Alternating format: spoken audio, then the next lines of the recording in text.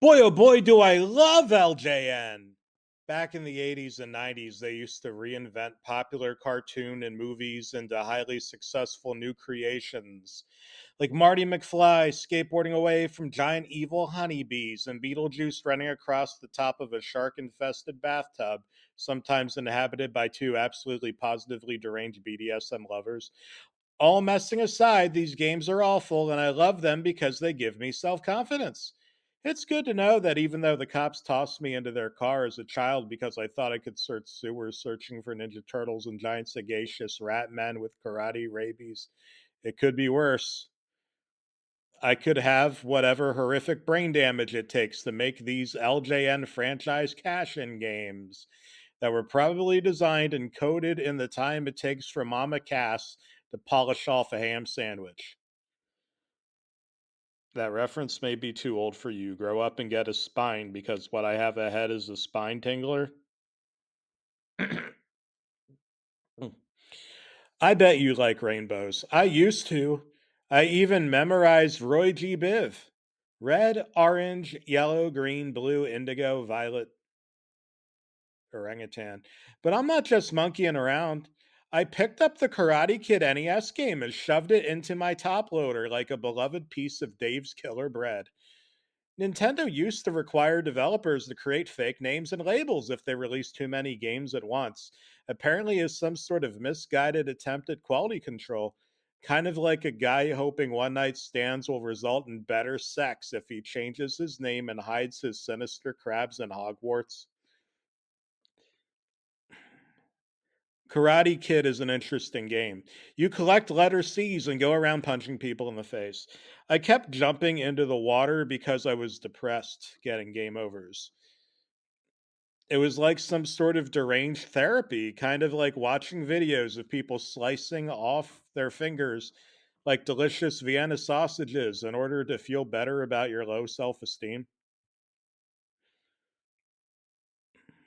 Then it happened. The game froze.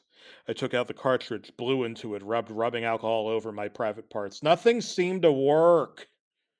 Called up the local poison control, but they reminded me that this had become a weekly occurrence, and if I was so obsessed with doing this to myself, I should just drink Diet Mountain Dew and choke on the Frankensteinian lab synthesized flavor.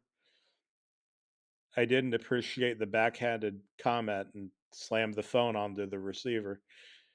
I looked out the window and all I could see were psychedelic colors. Swirls. Then lollipops fell out of the sky. There was a man floating down from the storm clouds with an umbrella, and then he landed on phone wires and got electrocuted and exploded into blood Skittles.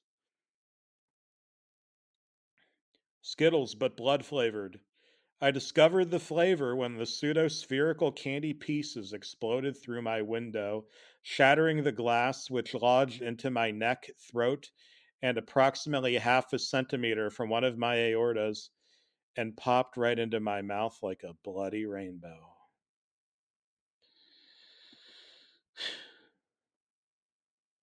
Bloody rainbow. There it was, a rainbow. I popped out the Karate Kid cartridge again, which I slid into the NES again for no good reason, despite knowing it wouldn't have worked, and stared at the rainbow on the cartridge sticker front. That rainbow. That rainbow. It was the exact same rainbow as the LJN logo. I let out a scream, but didn't want to wake the neighbors who worked overnight at the local Walgreens. But I needed medicine for my dislocated jaw and throbbing penal vein from the dismembered glass shards, semi dismembering me in the process. I picked up a glass shard and cut into the phone cord.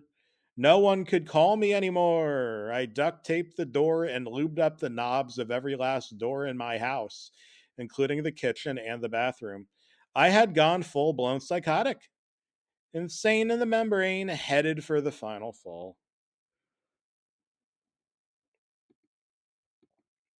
When I woke up, I was still a small child searching the sewer for Ninja Turtles. I never found one, but one did find me. It was a regular turtle that had swam in radioactive waste from the local nuclear power plant and now had 17 eyes and a fluorescent, glowing, neon green shell.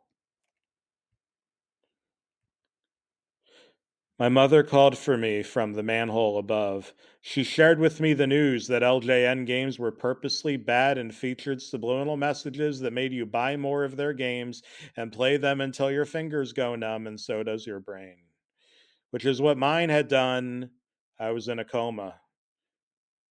It was finally time to wake up and to face the real me. The fact that I never had grown up, or maybe none of us ever do. We're just mindless, servile slave robots for rich white men in suits who model themselves after. I was in a coma within a coma. I woke up from that coma.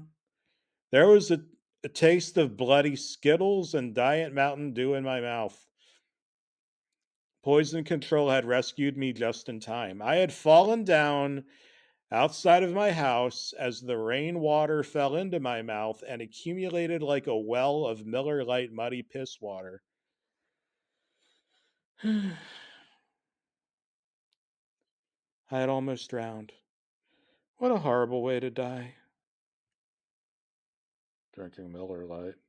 As I popped open my driver's side door of my DeLorean and took my first steps toward my dilapidated house, I enjoyed the heavenly scent of my lawn post rain. I looked up into the sky to see a centralized rainbow over my house, like an arch of the McDonald's Golden Arches.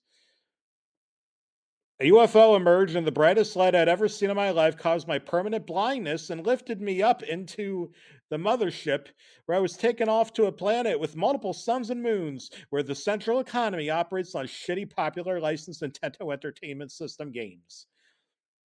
No cheap family movie tie-in crap, and sweet little Billy and Mandy meet a grim fate. But Billy and Mandy have antennae and are hopelessly obsessed with Olive Garden breadsticks, thinking it turns them into authentic Italians by studying them, while the adults use them as probes on assorted earthling anuses.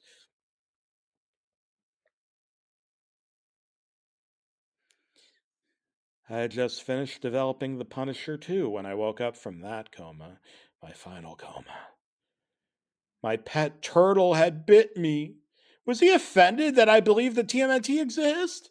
No, turtles are stupid animals, just like hedgehogs, bandicoots, bobcats, and humans. I'd attempted to shove my turtle into the top load slot of my NES. He was only defending himself. He was in the right. I was in the wrong.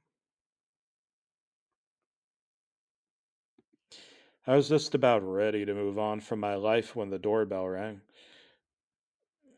I waited a few minutes because I was lethargic from a Diet Mountain Dew fueled sugar crash. When I finally opened the door, there was a package outside. I hastily tore apart the cardboard confines, imprisoning the effervescent 8-bit content. It was a Nintendo Entertainment System cartridge. It had a rainbow on it. The name of the game was Laughable Johnny Nasty Bits.